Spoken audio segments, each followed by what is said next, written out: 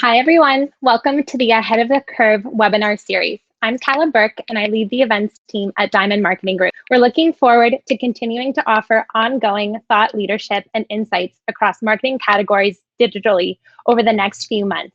Thank you for joining us. Before we get started, I'd like to introduce Nicole Glickman, our Vice President of Account Management, to introduce today's topic and our speaker. Hello, everybody, and thanks, Calla. Today, we're going to be hearing from Sean Diamond about business unusual COVID-19 learnings from China to North America. Sean is co-founder and VP at Diamond Marketing Group. Throughout the agency's history, Sean has held roles in finance, production, pretty much every aspect of the business as it's grown and evolved. Today, he applies his skills mostly towards corporate business development with a focus on new channels for growth and the future of Diamond Marketing Group. Sean, the digital floor is yours. Thank you, everybody, for joining, and I'm looking forward to the presentation. Awesome. Thanks, Nicole, and hi, everyone. Thank you for joining on our first ever Ahead of the Curve series. We've got a lot of great content queued up in the coming weeks, so I hope you really find this information valuable, but also you join us every Wednesday moving forward until this crisis is over, because we're in a world where there's really no playbook, and we're all trying to figure it out together, and this is our hope in helping our industry do that. So before I get into this, I just want to start by saying that, which should be obvious, I'm not a doctor, and I don't speak Mandarin or Cantonese. But everything that I've put together in this presentation has been sourced, and I've really tried to move beyond just news sites, and actually tried to work towards medical sites and universities to get academic sources to all the information that I'm presenting. But in regards to the Chinese examples, I'm really relying on other people's reporting of them, as I couldn't actually experience them myself. But that being said, there's some really interesting things that we're going to talk about. But let's start with the obvious. We are in very uncertain times. We're in a global pandemic, and we've never seen anything like this in our generation. Everything in the world is closed. People are operating from home, and life is disrupted. And really, this is a really interesting point. I have been tracking Canada and the States and our infections since I started giving this presentation almost a month ago. And when we started this presentation, the curve of this chart on the right was very highly sloped upwards for both Canada and the States, and Canada was approximately 1 to 2 days behind the United States. Since then, you can see this curve actually looks quite flat and continues to be flattening, which is really exciting and encouraging about all the things that we're doing. But the reality is that across both Canada and the States, we are still in a pandemic. And to get out of it, and I think this is a really important point, to get out of it, we aren't just going to return back. When we end social distancing, the vaccine will still be present. And the virus will still be present. And the only way that we beat the virus is either through a vaccine, or if we scale up testing to such a capacity where essentially everybody can get a self-test at home and get results almost instantaneously, so that they can go out and go outside with the confidence that they aren't a carrier of the disease. In the medium term, we're going to be in this quote unquote flattened curve world where the threat of the virus and the threat of an outbreak will still be present. And so as a result, we're going to have to make fundamental differences in how we as consumers and we as individuals act. And that's going to change a lot of how we interact with society. So the reason why in the last slide there were ranges in terms of how long each thing is going to last is because the truth is that nobody really knows. This is something that we haven't experienced in our lifetime. And no one knows how long the virus is going to last and what's going to contain it. But we can get an idea of what's coming, because there are countries around the world that are ahead of us, and most specifically China. But let's look at China, because there's some really interesting things that came out of China that apply directly to North America that can help us make our decisions and understand how we need to market and how we need to act in the next really 12 to 24 months. The first thing to know is that China has flattened their curve, and there's been a lot of news about China having a second wave of infections, but ultimately that has not really been seen in the data, and so the virus is still present in China, but the curve is flattened. And so to understand what happened, we have to look at China in lockdown. In lockdown in Wuhan, it made the news. Everybody heard about it. It was the most draconian measure to lockdown that we have ever seen in our lifetime. Movement was completely restricted. Government officials actually visited houses every day in Wuhan to make sure that people were complying.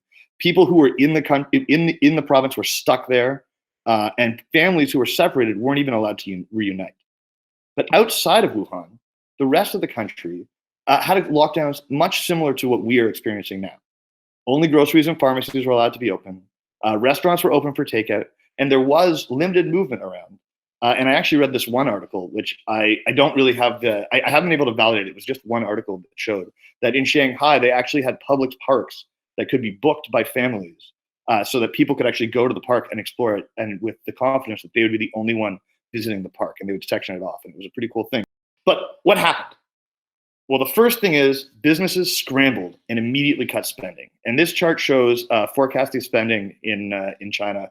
And it looks like a small drop, but it's actually a $7.5 billion difference as a result of spending change as a result of the COVID crisis. But not all businesses cut spending. Some of them didn't, and they actually won with consumers. And I'm going to talk about the Chinese examples, but afterwards, what we've kind of seen is that our Canadian companies have been mimicking a lot of the themes that we see in China. And so we actually have Canadian examples of the same things that the Chinese companies did. And the messaging that generally won centered around three key themes: education, community, and support. And these are examples centered around education, but I'm actually not going to talk about the Chinese examples because in Canada, we are seeing the exact same themes. So a company named Dark Horse Coffee is a company that operates out of Toronto. They have multiple locations, and they actually converted their entire coffee store into an online marketplace with home delivery. And then every day they are putting out on Instagram Live a session on how to make every single thing that you could purchase in their store. Every espresso, every coffee, every food item, they're doing a step-by-step instruction onto how. And their idea is to educate consumers as to how to enjoy their same Dark Horse experience, but doing it at home. And Starbucks in China actually did the same thing. Under community, we have seen countless and countless examples of brands that have moved towards a community support.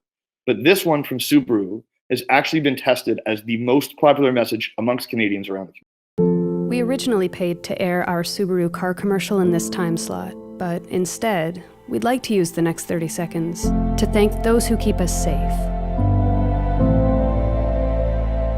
those who keep us fed, and those who keep us protected. Our heartfelt thanks to every one of you. In these uncertain times, you bring us confidence. So China had a little bit different message under community. They actually had a lot of influencers and generated support. But in Canada, we really went to traditional media, but under the same theme. And support is the same thing. This is actually a spot from A&W where they, again, this tested as the most popular and most liked ad in Canada for the last month. Hi. Hello. How are you? I'm good. How are you? You staying safe? Yeah, all things considered. Is there a knock at your door? Do you hear it? Wow. Nice. And the root beer? No way. Thank you. Oh, you're so welcome. Before you eat, wash your hands. We will. All three of these themes were things that messaged, but it wasn't just messaging that took place. In China, actually new behaviors started to form and become emboldened. The first one was this theme of live plus influencer plus e-commerce. And again, a lot of these were mimicked in Canada, but a company called Miso Dongpo took 110 they had 110 locations all across China. They took all 110 of their chefs and they had them daily, one of them daily, stream online how to make an item or a chef's take on an item on the Miso Dongpo menu.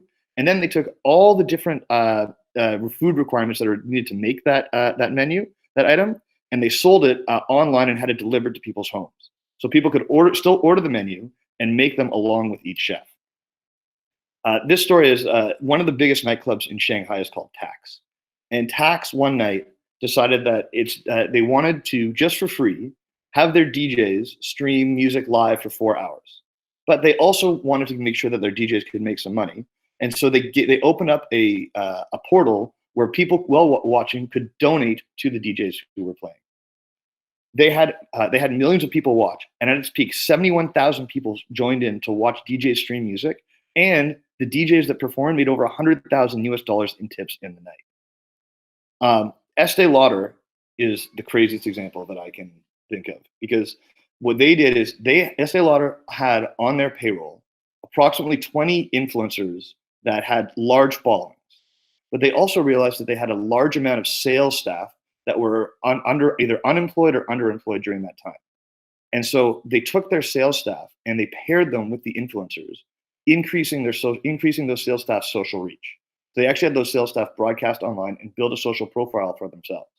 Then on Valentine's Day, which was the peak of the pandemic, Estee Lauder created a quote unquote digital pop-up where consumers could book times with any Estee Lauder sales staff and have them personally go through their makeup cabinet and make recommendations on looks that looked good in quarantine and looks that looked good for video conferencing and chats. And Estee Lauder, as a result of this tactic, actually had more revenue from during quarantine at the same time last year. And a lot of these behaviors, again, have been mimicked in North America. Buka is right now, you can go on and order the same meal kits for home delivery, and they have their chefs, if you follow them on Instagram, will give you instructions on how to make the Buka menu. And this is in Club Quarantine, which just like Tax in Shanghai, was set up by a bunch of promoters in New York City. And they went and they signed all the top DJs under contract, and they essentially created a cover-based system. So you can pay $10 to get into just a general admission room where you can watch the DJs spin and dance. You can pay $80 for a VIP room where it's a much smaller group and you can listen to the DJs. And then they created even higher VIP experiences where they gave viewers the ability to control the room the DJ was spinning in, so that people could actually control the lights, people could control the LED messaging behind them. And that has taken off. And there's been many, many more examples that have been mimicked around this.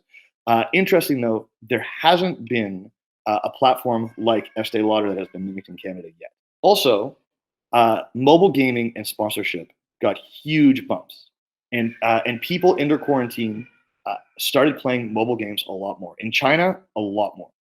And the brands that had pre-existing sponsorships with these mobile games saw huge lifts. One of the most popular games in China is called The Game of Life. And Maserati, which is a global car brand, as you know, had a pre-existing sponsorship where every car that exists that people drove in that game was a Maserati. And under quarantine, as a direct result of those games that of that sponsorship, Maserati saw a huge increase of visits to their site to learn more about the Maserati cars. In North America, Fortnite partnered with Travis Scott, and I don't if you don't know who Travis Scott is, he's a hip hop artist, and he released a new song within the game. His newest song, Astronomical. 12 million people tuned in to watch Travis Scott participate, to watch Travis Scott perform the game, and the reports were that this was one of the most fantastic digital concerts that has ever been performed. Interestingly, last year, Fortnite did a same partnership with an artist called Marshmello. And Travis Scott this year, under quarantine, had 30% more people tuning in to watch this concert than they did last year. And there isn't an increase of total number of people playing Fortnite. So people are starting to go online, and as a result, Travis Scott saw a huge bump towards his new single. All the things that the brands did, specifically in China, they credited as being empowered through by deep social listening. And this is the best example that I can think of that. There's a brand in China called Perfect Diary. And Perfect Diary is like the Glossier of China. And there's a streamer in China named Austin Lee who would stream every day during the crisis. And one day he was streaming. He's a makeup and beauty streamer. And he was talking about a makeup product, and his dog went and while he was streaming, tried to grab the makeup out of his hand.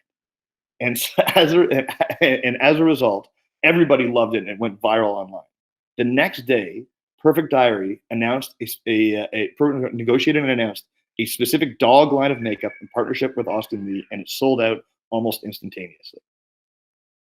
Being able to listen and react quickly created huge opportunities. But it wasn't just that what people did in the new channels. New behaviors actually started forming that were so interesting.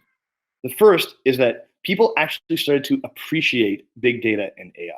Now, in China, the AI and big data usage was really forced on them. People didn't have a choice, and the government took all personal data. But in other countries, and this is actually a video from Singapore, they created apps that people could opt into. And so this is an example of that. Play your part in fighting COVID-19 with just 2 simple steps. 1. Download Trace Together and help those around you to set it up. 2. Turn on your Bluetooth, and it is as simple as that. Get peace of mind for you and your family through community-driven contact tracing.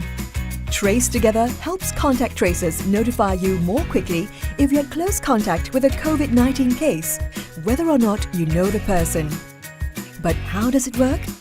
Trace Together uses Bluetooth signals to determine when your phone is near another phone that also has the app installed. Both phones exchange anonymized IDs, which are then stored in encrypted form, only on your phone. If a user gets infected with COVID-19, he or she will be asked to give contact tracers access to the Trace Together data, a list of anonymized IDs that your phone has been close to. And that's really it.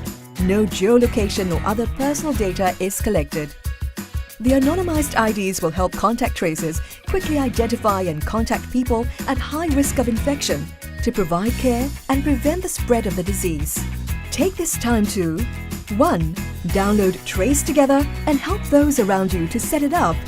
And 2. Turn on your Bluetooth.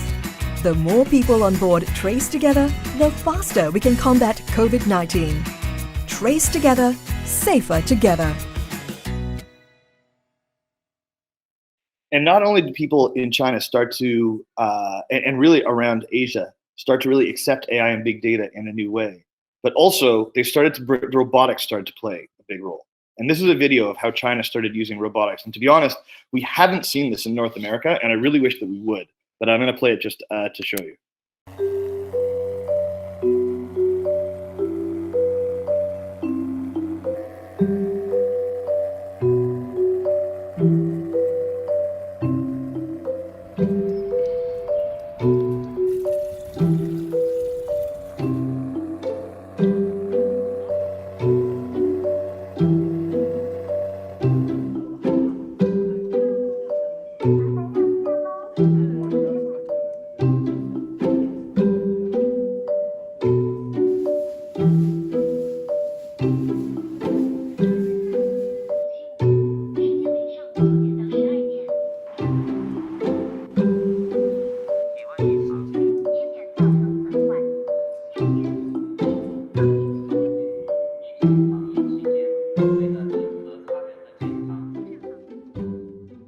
I specifically love that one, that one video at the end of the robot patrolling around malls, checking people's temperature. I think that should exist in public right now. I think it would be a huge service.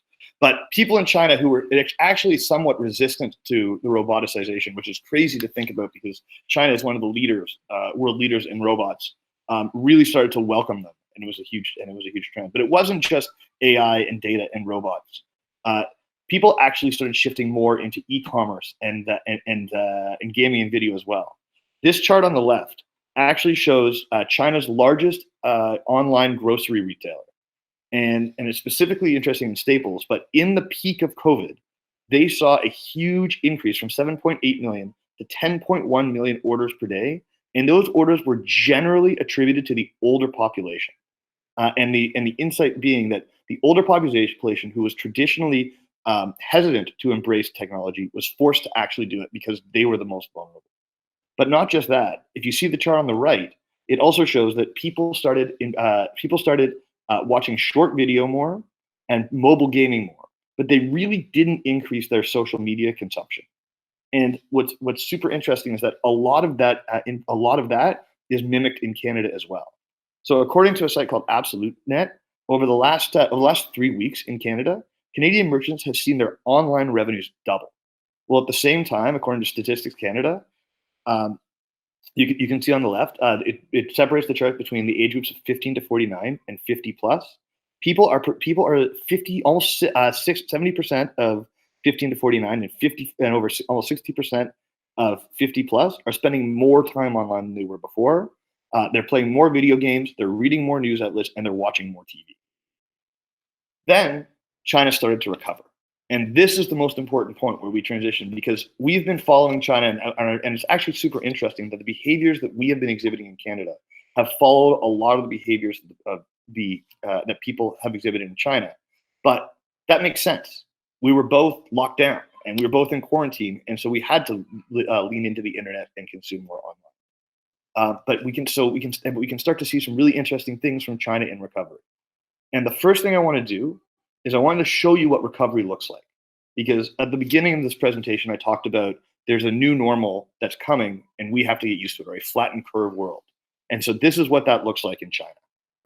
Just clear out this confusion and present you guys with a clear picture of what really happened and what's really happening in China.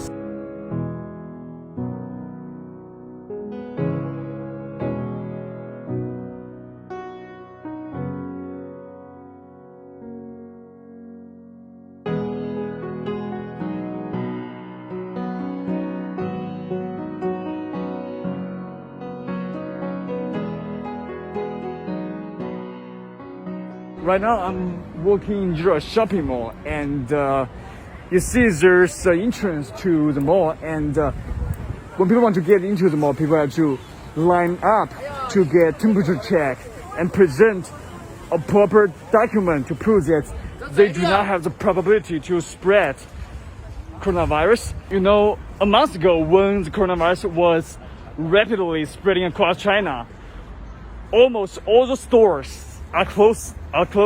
All the stores that is reopened right now were all closed for almost a month, because we know how serious this is, and the local government all across China just took extremely draconian measures to contain the virus, and it worked.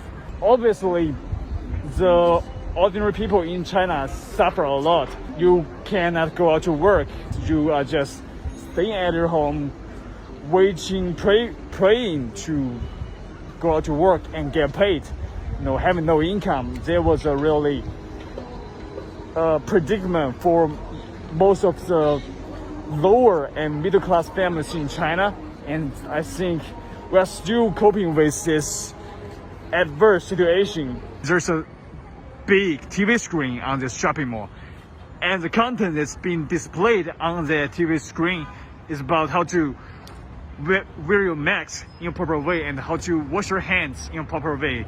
Basically, all the public venues display this type of warnings and notices that are helping people to get more knowledge about how to cope with the COVID-19 and how to take precautions in a scientific way. That's what we are witnessing in our daily life. You get a sense that people are out and people are doing things, but it's not like it was. And the interesting thing is that in this environment, a lot of the behaviors that people started exhibiting in quarantine actually stuck. And this chart shows the total number of what they call netizens, or Chinese people spend online. And what you can see is that it increased over, I don't know if you can see my cursor, but it increased over the quarantine and then stuck after quarantine. But not just that. I'm sure you saw this in the e-commerce chart that I showed you, but after people were okay to go out, they actually started ordering online more. And that same grocery e-commerce store that I referenced actually saw an increase from 10.1 million in quarantine to 12.4 million orders after quarantine. The other thing that happened is Chinese people truly embraced community like never before. This is actually a quote from the South China Morning Post that I think is so relevant. That I want to read it directly. China is seeing a renewed emphasis on local community commerce as shoppers seek to limit travel. This is driving consumers away from centralized shopping areas and toward outlets closer to home, making local communities a key node for businesses to connect with consumers. Now, if you look at the image on the right, that's a company called Sunning. We don't have a Sunning in Canada or really North America. But imagine taking a huge shopping mall and take every single store in that shopping mall and put their products into one store. That's Sunning. And they have a location in every community. Sunning, in recovery, saw local traffic to their stores increase by 400% year over year. Not only that, but Sunning also leaned into the local community. And Sunning created a program called their 10,000 household program, where they went to every store in their community, restaurant, retailer, doesn't matter, and said, look, if you aren't comfortable opening up, we are open. So you can use our platform to sell your products for free, and all you have to do is drop your products off to our store, and we will act as a distribution center within the community. Their target was 10,000, having 10,000 stores, which is why it's 10,000 households, 10,000 stores, and they saw fantastic pickup all across the country. That they almost hit their 10,000. They exceeded their 10,000 stores target, but they hit almost 10,000 stores target within a week of opening up the platform. The other thing is that people were going out, and this chart on the right actually shows congestion in China. The zero is at the peak of COVID, so you can see that people really stayed inside at the peak, but then they started to go out, but not in the same levels as before. But when they did go out, they had a hugely renewed focus on health, wellness, and safety. And that is really interesting. What's really interesting about that is not the obvious, and safety in terms of touching and making sure that everything is sterile, but actually safety in terms of health and fitness and what they were eating. Products that were marketed as organic and healthy saw huge upticks, and industries that were focused on health and exercise saw huge upticks in consumers. So not only did the Chinese citizens have an increased focus on safety in regards of temperature checks and signage and minimized human interaction, but they also saw a huge shift towards healthier living as a result of their time in quarantine. What does that mean for us? And what can we expect from the new normal? One, people will be more willing to share how they feel online.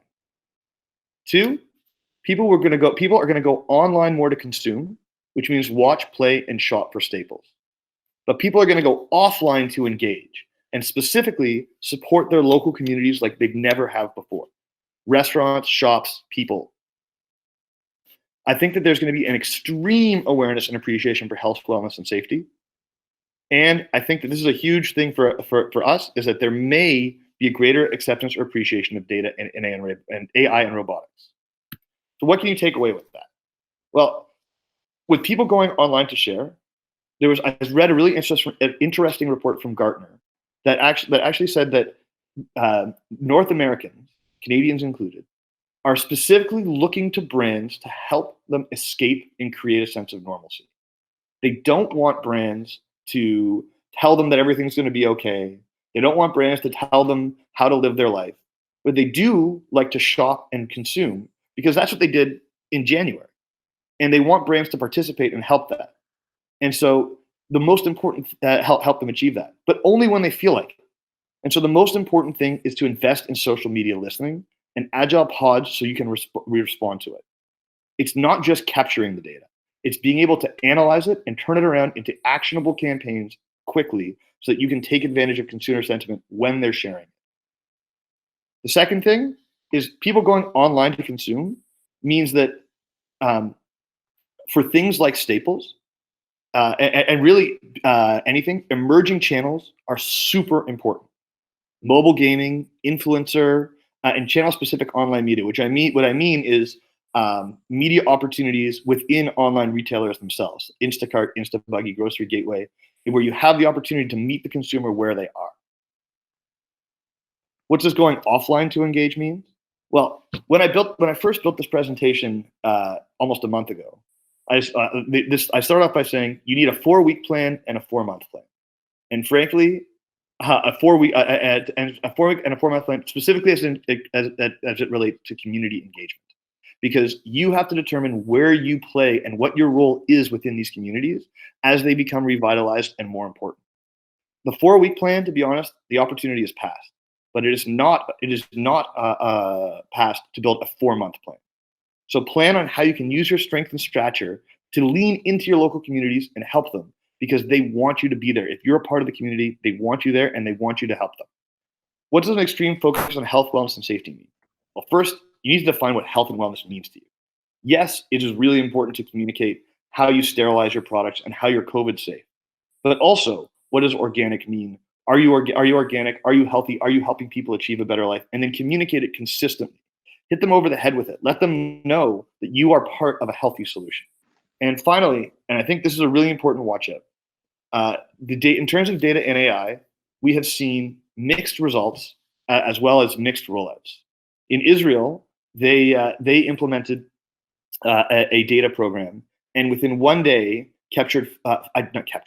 identified 500 people who had COVID and didn't know it, and were able to isolate them and stop them from spreading it.